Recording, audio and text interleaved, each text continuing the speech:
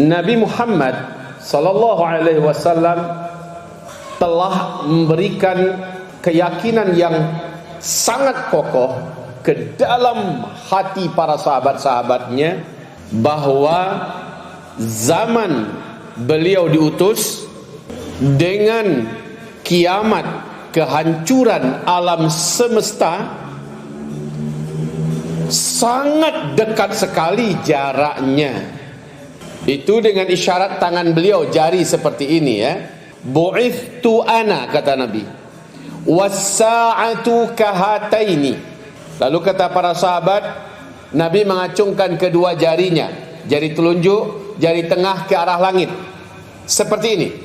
Bu'ithtu ana, saya diutus oleh Allah, was-sa'atu, sementara kiamat akan terjadi, jaraknya hanya seperti ini. Lalu kata para sahabat, Nabi memberi jarak sedikit antara jari telunjuk dengan jari tengah. Ini petunjuk dari Nabi bahwa sejak beliau diutus dengan kiamat terjadi sudah sangat dekat, seperti dekatnya dua jari ini. Itu yang pertama. Di hadis yang lain, Nabi SAW juga bersabda, aku dibisikin oleh malaikat Jibril, hai Muhammad, sejak engkau diutus ini, dengan terjadinya kiamat, hai Muhammad, sudah sangat dekat sekali. Hai Muhammad, sekarang malaikat Israfil telah melengketkan atau memasukkan pangkal terompet sangkakala ke dalam mulutnya, sementara matanya melirik tiap sebentar menuju arasy, menunggu aba-aba kapan terompet sangkakala kiamat ditiup. Jadi Nabi Muhammad diutus, malaikat Israfil yang selama ini memang tugasnya hanya meniupkan terompet sangkakala pertanda kiamat dimulai. Selama ini terompet masih jauh dari mulutnya, tapi dengan diutusnya Nabi Muhammad, terompet ini langsung diletakkan ke pangkal terompet ke dalam mulutnya. Matanya melihat terus ke arah arasy, menunggu aba-aba kapan ini mau ditiup. Pertanda sangat dekat sekali. Itu hadis kedua. Hadis yang ketiga, Nabi sallallahu alaihi wasallam juga bersabda, yang ini menambah keyakinan para sahabat bahwa kiamat sangat dekat, adalah kata Rasul sallallahu alaihi wasallam, binasalah bangsa Arab. Sebentar lagi binasa dan celakalah bangsa Arab. 3 kali Nabi mengatakan itu. Lalu bertanya para sahabat kepadanya, kenapa ya Rasulullah? Nabi berkata, aku telah melihat dalam mimpiku, kata Nabi. Sementara Nabi bersabda ya, mimpinya Nabi Muhammad dan para nabi-nabi adalah bagian daripada wahyu. Jadi mimpinya Nabi Muhammad dan nabi-nabi yang lain itu adalah wahyu, beda dengan mimpi-mimpi kita orang biasa. Aku melihat dalam mimpiku tembok yang membatasi antara kita dengan Ya'juj dan Ma'juj telah berlobang sebesar ini, kata Nabi. Ya'juj Ma'juj adalah tanda besar kiamat yang keempat.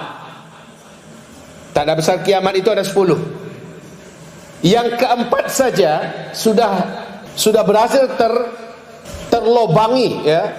Terlobangi temboknya sebesar ini, sementara Ya'juj dan Ma'juj terus berusaha ingin menghancurkannya. Sebentar lagi, kata Nabi, Ya'juj Ma'juj akan keluar. Baik Bapak Ibu yang kami muliakan, akhirnya keyakinan para sahabat sudah mantap dan bulat. Oh, kalau begitu dunia akan kiamat, kehidupan akan berakhir. Apa yang terjadi pada mereka, Bapak Ibu? Yang terjadi bukan pesimis menjalani hidup, justru mereka semuanya bersemangat memanfaatkan hidup mumpung masih hidup. Untuk apa? Untuk memenangkan akhirat, untuk memperberat timbangan pada hari kiamat. Mumpung masih hidup, saya harus paling banyak amalnya. Mumpung masih hidup, saya harus paling banyak bekal akhiratnya. Mumpung masih hidup, saya harus menjadi manusia yang paling baik di dunia ini. Mumpung masih hidup, saya harus banyak tabungannya, dan seterusnya. Kenapa mereka seperti itu semangatnya? Karena sekali lagi mereka sangat yakin kiamat sudah sangat dekat. Ternyata Bapak Ibu, meninggal para sahabat satu persatu. Kiamat enggak dunia ketika itu? Tidak. Mereka meninggal dunia. Rugikah mereka dengan amal soleh mereka yang hebat dan dahsyat? Rugikah mereka? Tidak. Mereka tak beruntung. Rugikah mereka dengan infak sedekah mereka yang luar biasa? Tidak. Mereka tetap manusia yang paling beruntung. Ya. Semua keyakinan mereka tentang kiamat dekat berakibat dan berdampak positif, di mana mereka bersemangat beramal soleh, menjadikan mereka manusia yang paling beruntung. Bahkan dipuji oleh Allah dalam Al-Quran di surat Ali Imran di ayat 110, kuntum khaira ummah, kalian adalah sebaik-baik manusia yang pernah dikeluarkan ke tengah kehidupan dunia ini. Masya Allah Pak, dipuji oleh Allah. Baik, sahabat meninggal, keyakinan mereka tentang kiamat sudah sangat dekat diwarisi oleh anak-anak mereka dan generasi selevel anak-anak mereka, disebut dengan tabi'in. Semangat mereka juga dalam hidup untuk menjadi manusia terbaik sama dengan para sahabat-sahabat Nabi. Khawatir dan takut mereka buat dosa dan maksiat sama dengan para sahabat-sahabat Nabi. Karena mereka sangat yakin sudah dekat kiamat. Saya tak boleh sia-siakan umur. Saya tak boleh mubazirkan usia. Saya tidak boleh menyia-nyiakan kesempatan. Akhirnya satu persatu para tabi'in juga meninggal dunia. Masya Allah, rugikah mereka? Karena mereka terlanjur jadi orang baik sampai mati? Rugikah mereka karena hidup mereka dihabiskan untuk yang Allah cintai, yang Allah ridhoi, menegakkan dakwah dan agama? Rugikah mereka sampai mati mereka tidak mau berbuat dosa maksiat? Rugikah mereka? Tidak. Keyakinan itu diwariskan kepada generasi di bawah mereka atau level cucu para sahabat, ya. Anak-anak para tabi'in yang disebut dengan atba'ut tabi'in. Ternyata mereka juga begitu. Sehingga kata Nabi, sebaik-baik generasi adalah tiga zaman. Zaman aku dan sahabat, zaman para tabi'in, dan zaman tabi'in. Dipuji oleh Rasulullah. Baik Bapak dan Ibu yang kami muliakan, tiga generasi ini dapatkan pengakuan resmi dari Rasulullah SAW. Dipuji oleh Allah Subhanahu wa ta'ala. Permasalahan sekarang, Ustaz, kan kiamat kata Nabi sudah dekat. Lalu kenapa sampai sekarang sudah lebih 1400 tahun Rasulullah meninggal dunia belum juga terjadi kiamat? Padahal kata Nabi kan udah dekat. Ya.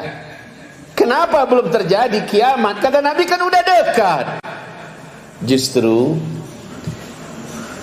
hadis Nabi tentang tanda-tanda kiamat menjadi rukun agama. Syekhul Islam Ibn Taymiyah menyebutkan rukun agama ada 4. Cuba sabit dia Pak Ibu. Rukun agama ada 4. Selama ini yang kita dengar adalah rukun Islam, rukun iman, ya. Sekarang ternyata ada istilah arkanuddin. Rukun agama itu ada 4.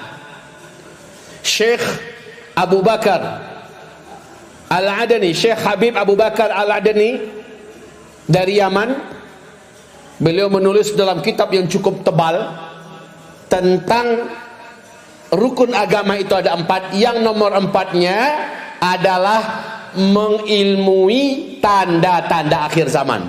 Jadi yang nomor 1 adalah mengilmui rukun Islam yang 5. Yang kedua, mengilmui rukun iman yang 6. Yang ketiga, mengilmui seluk-beluk ihsan. Dan yang keempat, mengilmui tentang tanda-tanda kiamat. Sekarang kita bicara tentang rukun agama yang nomor 4. Mengilmui tentang tanda-tanda kiamat. Bapak, Ibu, Islam Bapak Ibu semua akan sangat bagus kalau ilmu Bapak Ibu tentang tanda-tanda kiamat bagus. Iman Bapak Ibu semua insya Allah akan kuat dan kokoh kalau ilmu Bapak Ibu semua tentang tanda-tanda kiamat bagus. Sikap dan sifat tasawuf, ilmu pensucian hati dan jiwa Bapak dan Ibu sangatlah bagus kalau Bapak Ibu mengetahui dengan sebaik-baiknya tentang tanda-tanda kiamat. Kenapa begitu? Karena dampak mengilmui tanda-tanda kiamat memang sangat dahsyat. Oleh karena itu, mengilmui ilmu tentang tanda-tanda kiamat adalah rukun agama yang wajib untuk kita ketahui.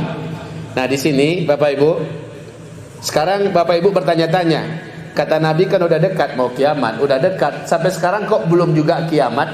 Jawabannya adalah tanda-tanda yang disampaikan Rasulullah harus terpenuhi terlebih dahulu. Di zaman Nabi hidup, tanda-tanda kiamat yang diceritakan Nabi paling baru 5%. Tapi sesungguhnya Bapak Ibu, di zaman kita hidup, seluruh tanda-tanda kecil kiamat mungkin sudah boleh dikatakan mendekati 95 atau 96% telah terjadi. Kita hampir mendekati tanda besar kiamat yang pertama. Jadi kata Nabi, menjelang tanda besar kiamat yang pertama muncul, terjadi dulu ini. Nah, yang digambarkan Nabi itu Bapak Ibu sekarang kejadiannya. Apa contoh? Nabi berkata di dalam hadis sahih Imam Muslim, diceritakan oleh Umar bin Khattab radhiyallahu anhu, saat Nabi sedang duduk di tengah para sahabat, tiba-tiba datang malaikat Jibril yang menjelma dalam wujud seorang lelaki yang sangat tampan, bersih sekali.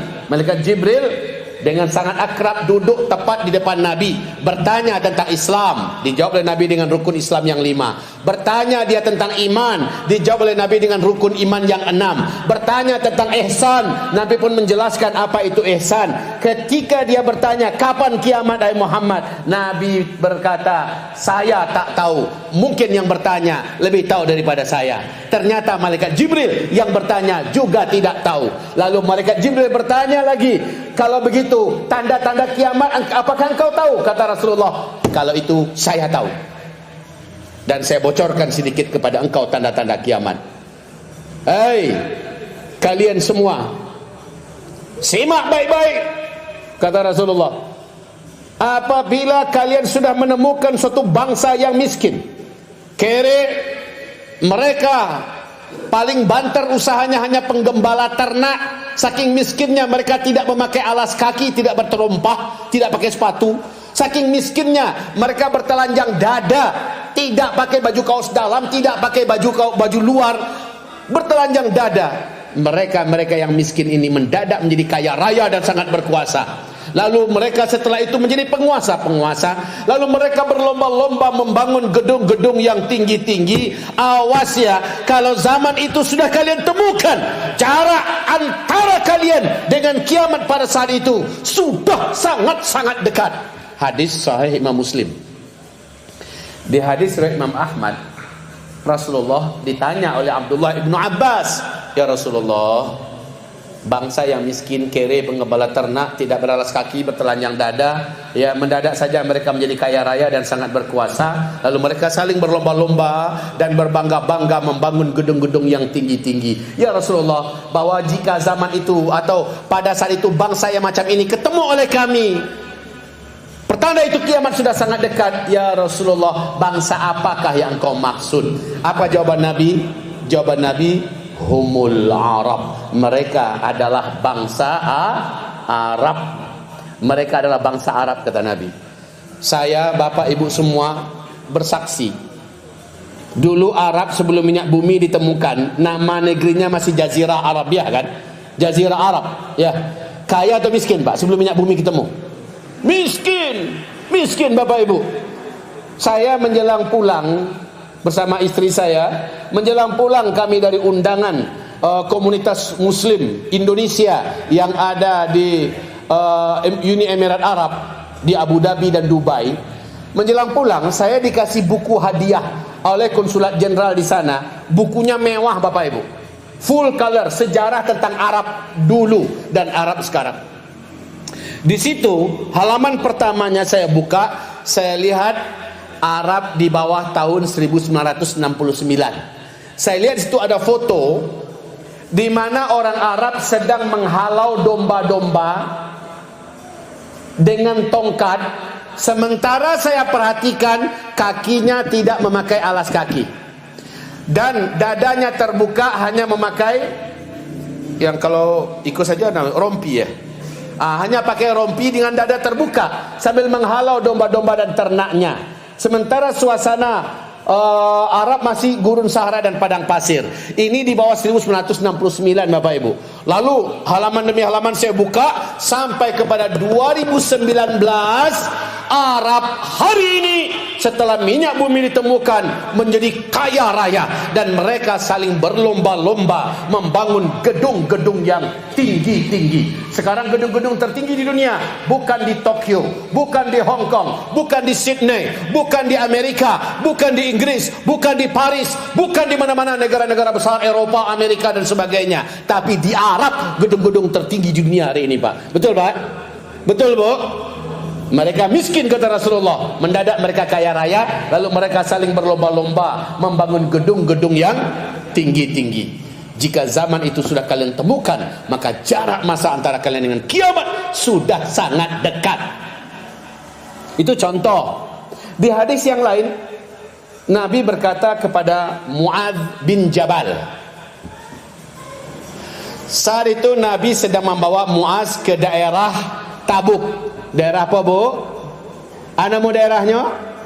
Daerah Tabuk. Nabi berkata, Muadz, kau perhatikan baik-baik daerah ini. Tandus. Daerahnya bebatuan dan panas. Nanti hai Muadz, kalau daerah ini sudah turun salju, dibungkusi oleh salju, jarak antara ubun-ubunmu dengan kiamat sudah sangat dekat. Sudah sangat dekat. Perhatikan baik-baik. 2009 dunia memberitakan gempar pertama kali salju turun di wilayah Jazirah Arabia di daerah Tabuk 2009. 2010 saljunya sudah semata kaki. Jadi 2009 masih di bawah mata kaki, masih tipis, Pak. Orang-orang yang bawa mobil lewat situ berhenti main-main salju dulu, ya, foto-foto. 2010 sudah semata kaki, tapi 2011 sudah di atas mata kaki mendekati betis. Disitulah Syekh Su'ud Shuraim, Imam Masjidil Haram, dalam khutbah hari Jumatnya di tahun 2011, waktu itu saya sedang ada di Tanah Suci, Pak. Dalam khutbahnya mengatakan, kita sekarang wahai umat Muhammad sedang berada di akhir zaman, kiamat sudah sangat dekat. Ini khutbah Imam Masjidil Haram Syekh Su'ud Shuraim 2011. Sekarang untuk Bapak Ibu ketahui, bahkan di bulan-bulan sekarang ini, kondisi salju di daerah Tabuk sudah sepinggul. Nanti bulan Desember ya, sudah sepinggang, karena tiap tahun sudah sepinggang orang dewasa salju sekarang di daerah Tabuk. Ya Allah, tiap tahun, Pak. Itu contoh kedua. Hadis tanda akhir zaman yang ketiga, saya contohkan beberapa contoh saja kepada Bapak Ibu semua, agar Bapak Ibu bisa dapatkan feeling ya, bisa dapatkan macam keyakinan bahwa benar kitalah manusia-manusia akhir zaman yang dimaksud oleh Nabi Muhammad sallallahu alaihi wasallam. Yaitu Nabi berkata, la taqumus sa'ah hatta yahsiral furat bijabalin an dhahab yaktatilun nasu alaih fayaqtulu kullu rajulin minhum fayaqtulu kullu mi'atin tis'atun wa tis'una rajulan fayaqulu kullu wahid minhum la'alli akuna ana alladhi anju. Kiamat sebelum terjadi, sungai Efrat di negeri Irak kering terlebih dahulu. Lalu manusia akan digemparkan dengan ditemukannya gunung emas, yang menyebabkan semua lelaki di muka bumi akan membawa senjata-senjata mereka ke negeri Irak. Lalu mereka berperang memperebutkan gunung emas itu, sehingga setiap 100 orang laki-laki mati terbunuh 99, satu yang tersisa hidup. Dan setiap mereka berkata, semoga satu orang yang tersisa hidup itu sayalah orangnya. Bayangkan betapa banyaknya laki-laki yang akan mati dalam perang memperebutkan gunung emas itu. Sungai apa tadi yang kering kata Nabi? Sungai, di mana sungai Efrat? Sungai Efrat itu salah satu di antara sungai terbesar dan terpanjang di Timur Tengah, ya.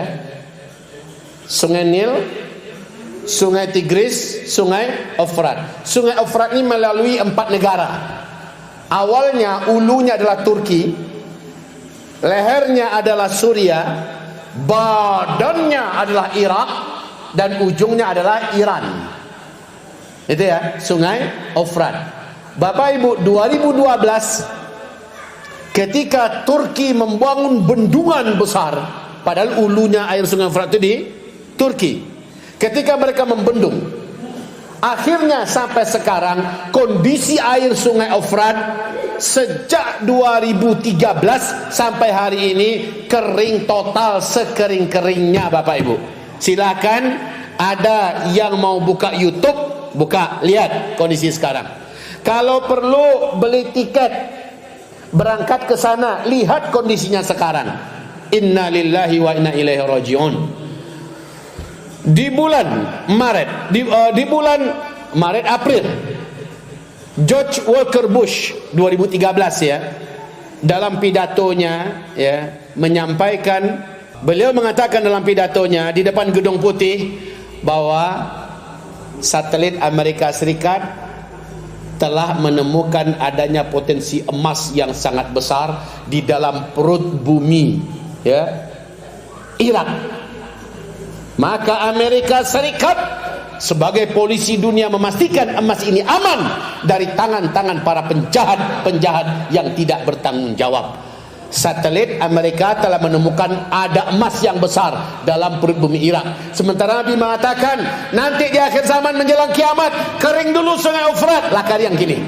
Kemudian manusia akan dikejutkan gunung emas ditemukan. Sekarang emas yang sangat besar dalam perut bumi. Nanti di hadis yang lain Nabi mengatakan akibat ledakan atau gerakan goncangan yang besar, gunung emas ini akan bergerak naik, lalu muncullah gunung emas di tengah bumi Irak, di daerah yang dialiri oleh Sungai Efrat. Sementara Amerika mengumumkan satelitnya telah membaca, menangkap adanya sinyal potensi emas yang sangat besar di dalam perut bumi Irak. Dan hadis ini pun sekarang sudah jadi kenyataan. Nah, beberapa contoh ini saya sebutkan sudah jadi kenyataan. Lalu ini yang mencengangkan sekali. Saya bertanya pada Bapak Ibu, bagaimana kondisi Arab sekarang? Makin Islami atau tambah jahiliyah? Tolong dijawab Bapak Ibu. Kondisi Arab sekarang makin Islami, makin bersyariah, atau makin jahiliyah? Tahu enggak Bapak Ibu? Menyambut tahun 2020 saja, para pelancong-pelancong Israel masuk ke Uni Emirat Arab yang tercatat lebih dari 50.000 orang menyambut tahun 2020. Ngapain mereka di situ? Mereka ke sana pergi melacur. Mereka pesta narkoba, berjudi dan sebagainya. Itu 2020. 2021 negeri-negeri Arab memfasilitasi dalam rangka menyambut tahun baru. Negeri-negeri Arab ya, memfasilitasi menyambut tahun baru dengan pelacur-pelacur yang didatangkan dari Rusia, dari Thailand, dari Korea, dari Eropa, dari berbagai penjuru bumi. Para pelacur ditampung. Ngapain? Karena banyak para ahli maksiat yang akan berdatangan ke Arab berbuat mesum di negeri Arab. Sekarang 2022, sebentar lagi coba lihat Bapak Ibu, Mungkin Bapak Ibu mendengar bagaimana acara Maulid Nabi sudah mulai dilarang di Arab Saudi, sementara Halloween, tahu Halloween? Tahu Halloween? Acara super jahiliyah, acara super syirik. Jadi orang berkumpul laki-laki padusi memakai topeng-topeng hantu. Ya, pakai topeng-topeng hantu, mengadakan acara-acara ritual-ritual setan, ya. Itu dibuat sekarang di Arab. Sementara sejak 2017 Arab Saudi yang menjadi benteng terakhir penegakan syariat Islam sudah resmi, sampai hari ini ya, sudah resmi menghapus hukum-hukum syariat Islam.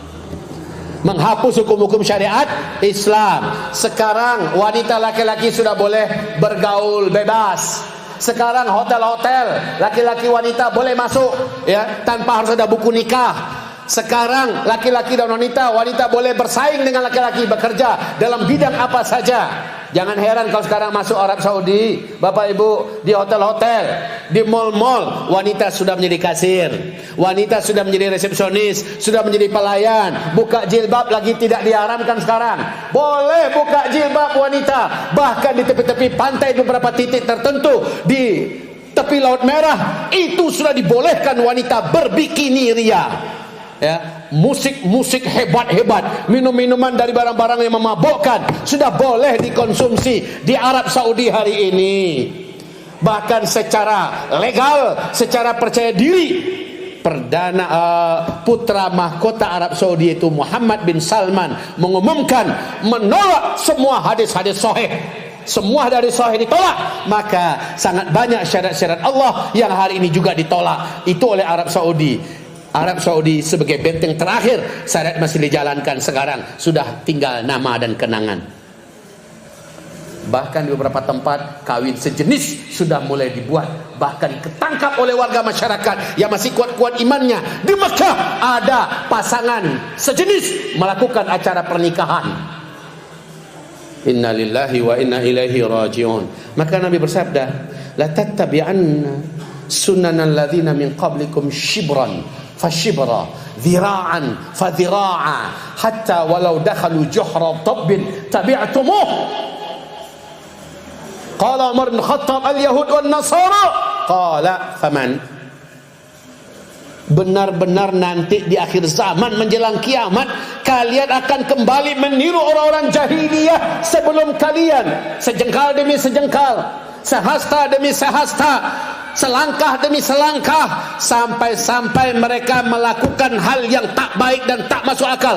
Kamu ingin ikut-ikutan meniru mereka, kata Rasulullah sallallahu alaihi wasallam. Maka bertanyalah Umar bin Khattab, ya Rasulullah, yang akan kami ikuti itu nanti di akhir zaman, yang kau maksud ya Rasulullah, apakah Yahudi dan Nasrani yang kami ikuti itu nanti? Kata Nabi, iya, kalau bukan mereka siapa lagi? Sekarang Arab sudah berkiblat kepada barat, Arab berkiblat kepada timur, ya, dalam rangka untuk maju agama dicampakkan, dalam rangka untuk modern agama di bawah kaki diinjak-injak. Sementara sekarang tidak ada lagi norma-norma adab-adab dan syariat. Maaf Bapak Ibu, saya sampaikan kondisi dan keadaan ini biar membuka mata zahir ini yang Bapak miliki, Ibu miliki, dan juga mata hati, mata batin Bapak Ibu, kondisi kita di akhir zaman. Dan Nabi juga bersabda sallallahu alaihi wasallam, di akhir zaman yang akan memimpin dan berkuasa di atas kalian semua di mana-mana negeri adalah orang-orang awam, orang-orang penipu, orang-orang jahat, orang-orang zalim, di mana-mana orang-orang yang keras bertangan besi dan anti kepada Islam dan syariat Islam. Ini pernyataan-pernyataan Rasulullah pada hari ini terasa oleh kita apa tidak? Terasa. Wahai Bapak Ibu hamba-hamba Allah yang kami cintai, kondisi apa yang dikatakan Nabi sallallahu alaihi wasallam, kalau saya bacakan satu-satu hadisnya, pantasan di Arab Saudi itu ulama-ulama yang berani membacakan hadis fitnah akhir zaman pasti ditangkap.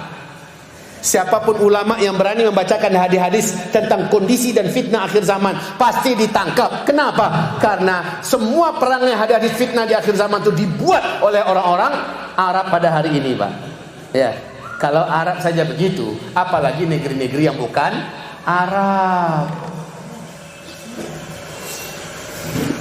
Nabi SAW bersabda begini, Pak. Fi hadhil ummah khasfun wa qadhfun wa khasfun wa qadhfun wa hadfun. Qalu wa mata dzaka ya Rasulullah? Qal idza zaharatil qainat wal ma'azif wa syuribatil khumur. Di akhir zaman kalian semua akan menyaksikan 3 kejadian bencana yang mengerikan. Pertama, fi hadhil ummah khasfun wa qadhfun wa maskhun.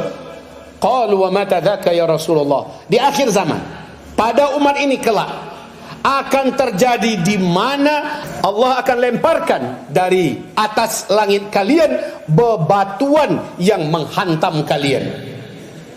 Wa maskhun, Allah juga akan rubah wajah-wajah dan kepala-kepala kalian menjadi babi, menjadi anjing, menjadi kera, monyet. Wa khasfun, dan Allah akan tenggelamkan kota-kota, rumah-rumah kalian, gedung-gedung kalian tenggelam masuk ke dalam bumi. 3 kejadian mengerikan ini terjadi bersamaan dan serentak. Para sahabat bertanya, wa mata dzaka ya Rasulullah? Ya Rasulullah, alangkah mengerikan apa yang kau sampaikan.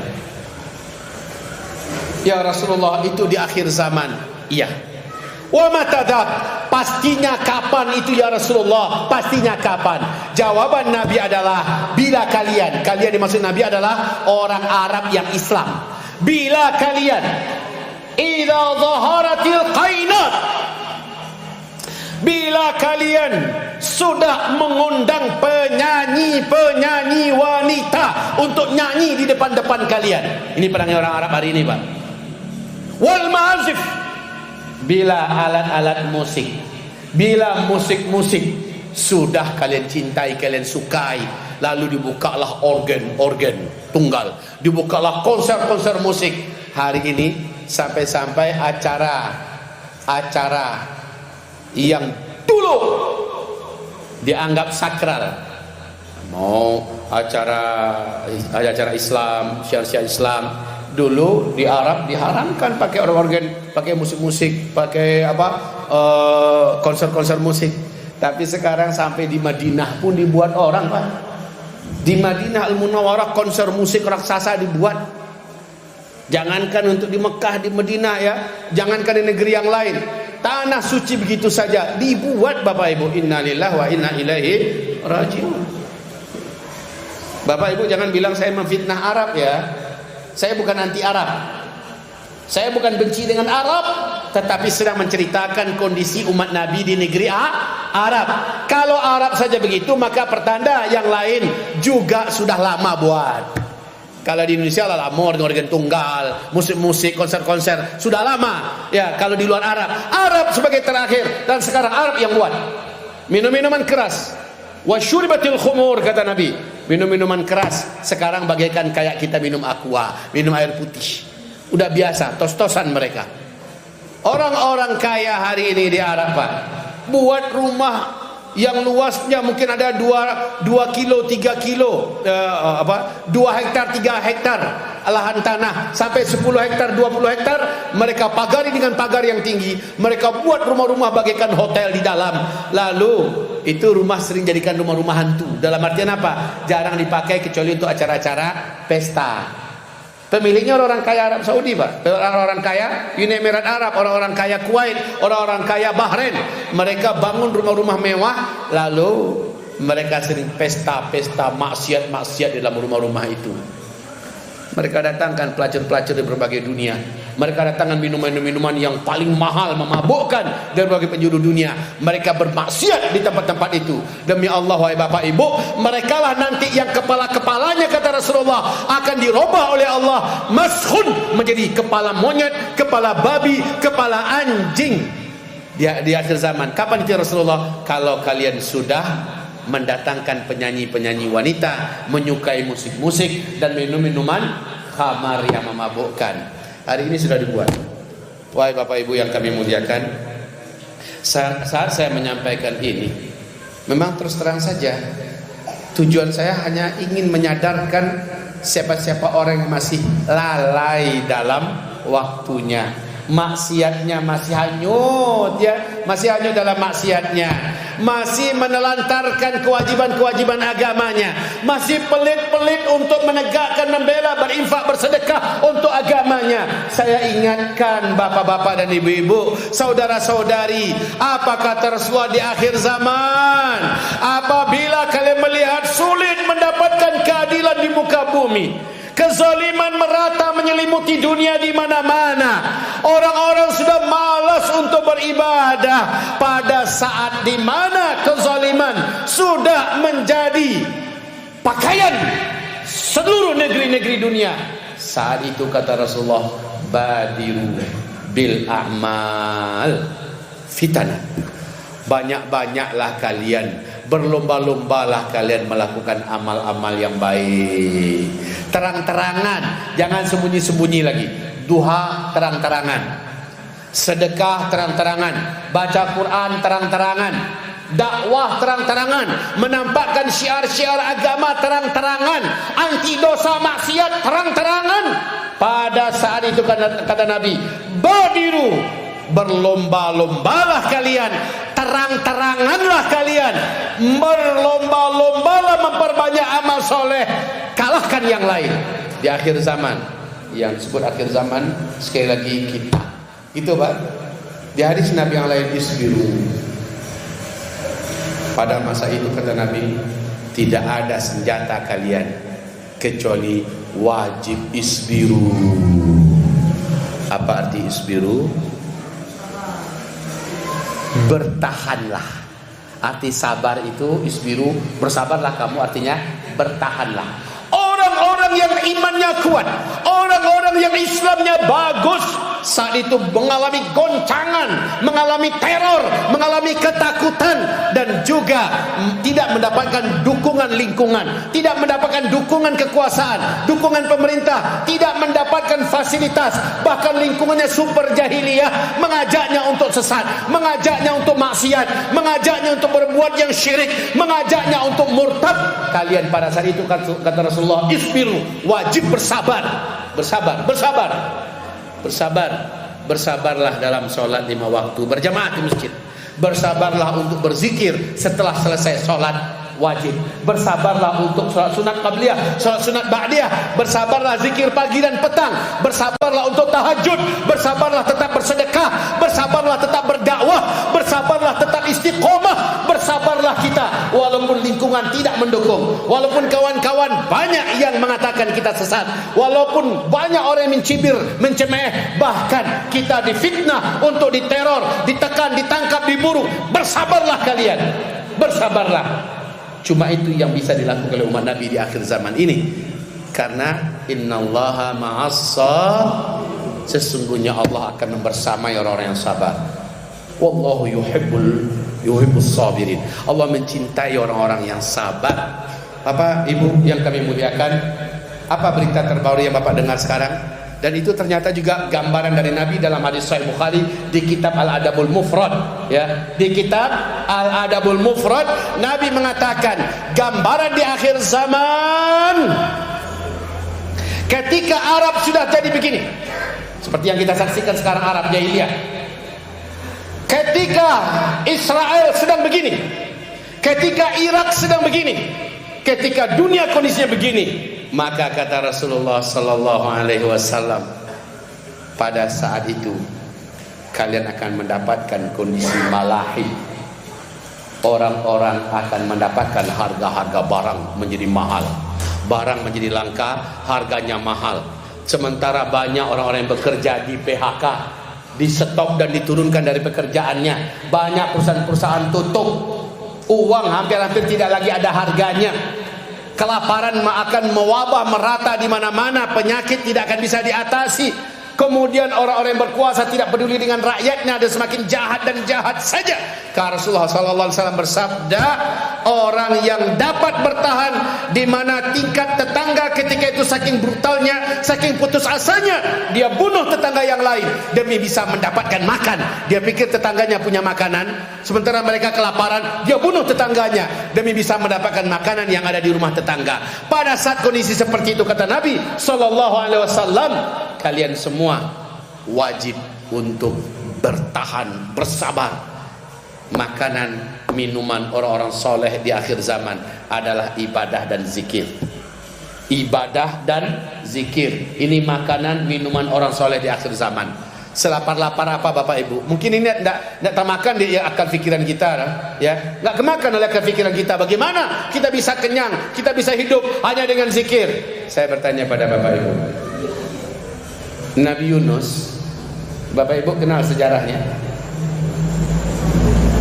Nabi Yunus, apa sejarah yang paling terkenal dengan Nabi Yunus? Beliau tinggal dalam perut ikan. Berapa lama? Para ahli sejarah Islam berbeda-beda pendapat. Ada yang mengatakan fi sab'a layalin, 7 hari 7 malam. Ada ahli sejarah yang mengatakan ishruna lailatan, 20 hari. Ada yang mengatakan arba'una lailatan, 40 hari 40 malam lamanya dalam perut ikan. Saya bertanya lagi kepada bapak-bapak dan ibu-ibu semua, dalam perut ikan itu dapat makan minum tidak? Dapat makan minum tidak? Tidak. Pasti? Pasti ya? Pasti, oke. Di dalam perut ikan itu, seandainya kita tidak dapat makan, tidak dapat minum, masih bisa nggak bertahan dalam waktu 7 hari hidup? Bertahan hidup masih bisa nggak? Tanpa makan, tanpa minum nih, bisa atau tidak? Mungkin masih bisa. Tapi kalau 20 hari, sempat 40 hari tanpa makan, tanpa minum, masih bisa bertahan hidup tidak? Tidak, oke. Itu yang pertama. Anggaplah orang ini memakan isi perut ikan atau apa-apa yang dalam perut ikan. Anggaplah begini. Tapi pertanyaan saya, di dalam perut ikan itu apakah ada udara untuk bisa bernafas? Mana ada. Di dalam perut ikan dia akan masuk ke dalam ususnya, ke dalam lambungnya yang penuh dengan cairan, bahkan cairan itu beracun dan mematikan. Betul ya? Tak bisa bernafas. Tapi kenyataannya Nabi Yunus hidup atau tidak?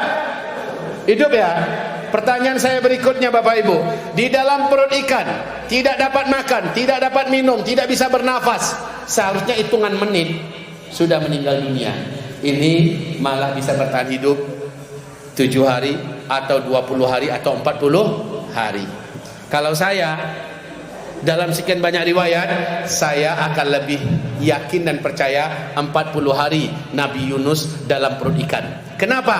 Ada tafsir ayatnya terkait dengan keadaan Nabi Yunus dalam perut ikan dan disamakan dengan kondisi umat diselimuti oleh dukhan 40 hari 40 malam di akhir zaman. Tidak ada udara yang steril, payah mencari makanan dan minuman, ya. Sementara Nabi Yunus bisa hidup dalam kegelapan perut ikan, sementara umat Islam dalam dukhan 40 hari 40 malam akan mengalami hal yang sama. Tapi Nabi Yunus bisa hidup dalam perut ikan. Orang beriman juga di akhir zaman bisa hidup sehat, paling-paling hanya lemas-lemas sedikit. Baik Bapak Ibu yang kami muliakan, sekarang apa sih amalan Nabi Yunus? Kok bisa dia hidup padahal tidak ada makan minum, padahal tidak ada udara? Zikir yang dibaca oleh Nabi Yunus, La ilaha illa anta subhanaka inni kuntu minadh dhalimin. Sama-sama. La ilaha illa anta subhanaka inni kuntu minadh dhalimin. Apa kata Rasulullah? Siapa yang membaca la ilaha illa anta subhanaka inni kuntu minadh dhalimin, yang dibaca oleh Nabi Yunus dalam perut ikan, apapun bencananya, apapun petakanya, kematiannya akan merenggut nyawanya. Bila dia baca ini banyak-banyak, Allah akan selamatkan dia. Itu kata Rasulullah sallallahu alaihi wasallam. Maka wahai Bapak Ibu, artinya zikir di akhir zaman dapat menyelamatkannya nyawa, dapat mengganti makanan dan minuman di akhir zaman. Menjelang pas Dajjal mau keluar nanti, kata Rasulullah, seluruh umatku dan manusia di dunia kelaparan dan kehausan. Tahun di mana Dajjal keluar, tidak ada lagi yang bisa dimakan, tidak ada yang bisa diminum. Manusia banyak frustasi dalam hidup. Para sahabat bertanya, apa makan minum kami saat itu Rasulullah? Zikir, kata Rasulullah. Makan minum orang beriman ketika itu adalah zikir. Tapi zikir yang berfungsi sebagai makanan dan minuman untuk orang beriman di akhir zaman adalah orang-orang yang jauh-jauh hari sebelum Dajjal muncul, jauh-jauh hari sebelum hantaman meteor dan dukhan terjadi, jauh-jauh hari sebelum tanda-tanda besar kiamat terjadi. Mereka banyak amal solehnya, mereka jauhkan diri dari dosa dan maksiatnya, banyak zikirnya, rajin doanya. Orang yang macam itu ketika hari-hari genting, ketika hari-hari menegangkan, ketika hari-hari mengancam kematian terjadi, dia berdoa, dia berzikir, dia diselamatkan oleh Allah. Dia berdoa, dia berzikir, doa dan zikirnya mengenyangkan perutnya, menyambung hidupnya. Jadi orang yang akan diprioritaskan oleh Allah untuk ditolong di akhir zaman adalah orang yang amal solehnya banyak. Orang yang amal solehnya banyak. Makanya Nabi berkata, badiru bil a'mali fitana. Perbanyak-banyaklah amal-amal soleh kalian ketika dunia dipenuhi oleh berbagai macam fitnah. Perbanyak amal soleh, stop amal salah, ya, percepat taubat, dan jangan tunda-tunda kesempatan dan kesediaan waktu yang ada. Berlomba-lombalah Allah yang kami muliakan, berlomba-lombalah. Semoga Bapak Ibu tidak menyanyiakan waktu dan kesempatan. Waktu ke depan, apalagi 2023, kata Presiden Jokowi, kata Sri Mulyani, Menteri Keuangan Negara Republik Indonesia, kata orang-orang hebat ahli ekonomi, 2023 adalah kegelapan yang tak diketahui sampai di mana ujungnya, gelap gulita yang tak tahu jalan keluarnya. Ekonomi dunia akan mengalami resesi, kehancuran, inflasi dan segala macamnya. Entah apalah kata mereka. Maka kita hanya yakin ini akhir zaman. Akhir zaman itu tahun demi tahun bukan lebih baik, tapi akan lebih berat. Tahun demi tahun bukan lebih ringan, tapi lebih dahsyat, lebih berat. Sampai puncaknya Dajjal keluar. Itu puncaknya Bapak Ibu. Ma'adzanallah, demikian saja.